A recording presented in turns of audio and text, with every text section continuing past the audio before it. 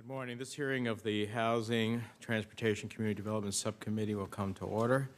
Let me thank our witnesses, Secretary Donovan, Administrator Rogoff for appearing.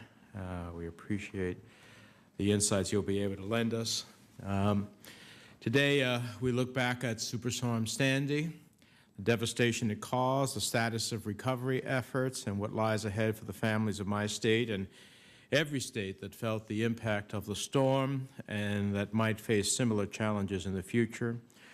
We're pleased to have with us Sean Donovan, the Secretary of Housing and Urban Development, and Peter Rogoff, the Federal Transit Administrator for the Department of Transportation, to help us look back at the federal response, help us assess the progress we've made in implementing a rebuilding strategy, and address what still needs to be done.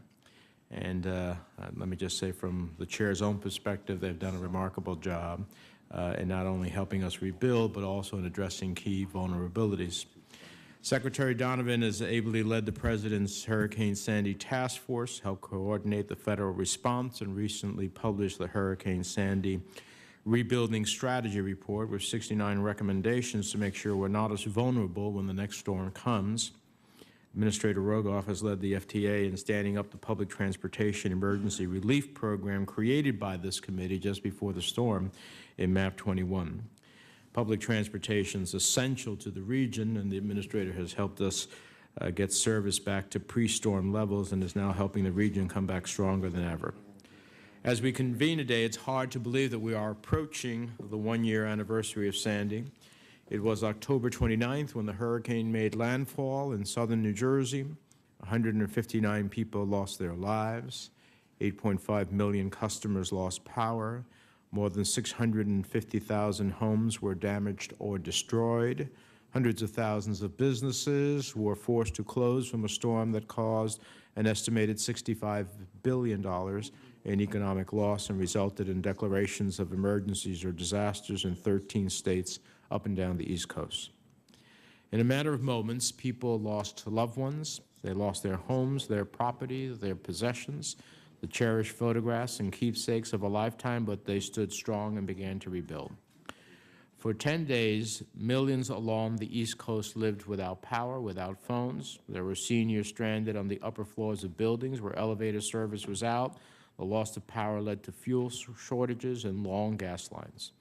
We remember all too well the images of destruction and human suffering in the aftermath of Sandy. But federal, state, and local officials and thousands of first responders acted quickly. Congress took a little longer, but at the end of the day, Congress passed and the President signed into law 2 pieces of emergency response legislation, temporarily increasing FEMA's borrowing authority by $9.7 billion and providing a $50 billion relief package for families to get the help they needed to rebuild their lives, their homes, and their businesses. We've learned 2 important lessons since October of 2012. What you and your agencies have realized and what the task force has documented: first, that we were more vulnerable than we had thought, and second, that the next time in the next storm we must be better prepared. I think all of us are more determined than ever, having seen what can happen, to make absolutely certain that it won't happen again, that we will never be that vulnerable again. And let me add, as we continue to recover from one of the worst natural disasters to hit our nation, we need to be careful not to impose a man-made disaster in the form of unaffordable flood insurance premiums on those who have already lost so much. We need to ensure that reforms to flood insurance are done carefully and do not create an additional obstacle to recovery and growth. And we need to ensure that homeowners have the resources they need to elevate their homes, to take other mitigation steps so that they can both limit the damage caused by future floods and keep their insurance premiums affordable. We need to make sure that we come back stronger than before and better prepared. It won't be easy. There are always more obstacles and more unexpected events that make recovery difficult. Last week, just as business was recovering on the new Broadwalk and Seaside Park and Seaside Heights, a devastating fire destroyed what just had been rebuilt. And our hearts go out to those who've suffered so much in the last year and now face another effort to rebuild. So again, I want to thank you for both taking time from your busy schedules to give us a progress report. I will say that not everything is great. There are people still hurting. As I travel my state, I get a real clear sense that there are still families challenged.